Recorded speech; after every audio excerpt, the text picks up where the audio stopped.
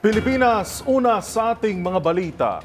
Mayroon umanong tinatawag na Angels of Death si Kingdom of Jesus Christ leader Apollo Quiboloy na nagsisilbi bilang protektor ng kanilang mga sikreto.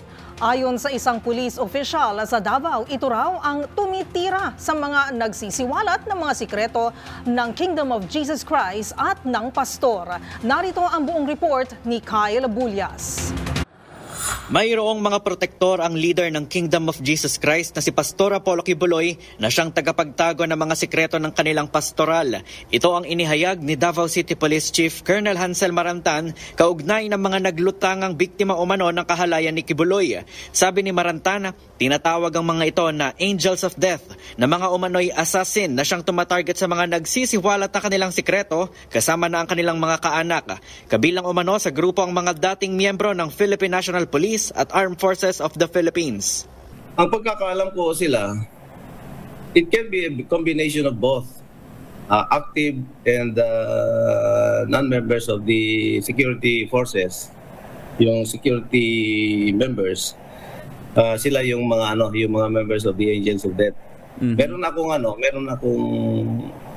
nag-surrender, voluntarily gave the information with me. At he is a member of that. Kaya alam ko yung mga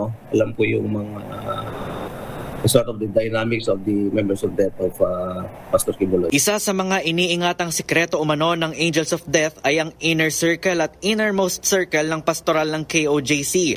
Paliwanag ni Marantan, kabilang sa innermost circle ang mga biktima ni Quiboloy habang ang nasa inner circle naman ang nagsisilbing gwardya ng sikreto ng pastor at bawal umano silang magreklamo. Sa salaysay naman ng mga biktima kay Marantan, matindi ang ginagawang indoctrination para mapaniwala silang kausap nila ang tinatawag nilang The Anointed One. Kapag sila naman ay miyembro ng pastoral, paraan niyang reyna ang kanilang pamumuhay pero sabi ni Marantan, may malaking kapalit para maging miyembro nito. That rape drama, that's the final rights para maging member ka ng pastoral in the innermost circle. You will never be a member ng innermost pastoral kung hindi ka pinatungan ni Quiboloy. Para sa MBC TV Network News, ito si Kyle Bulyas, una sa Pilipinas, una sa Pilipino.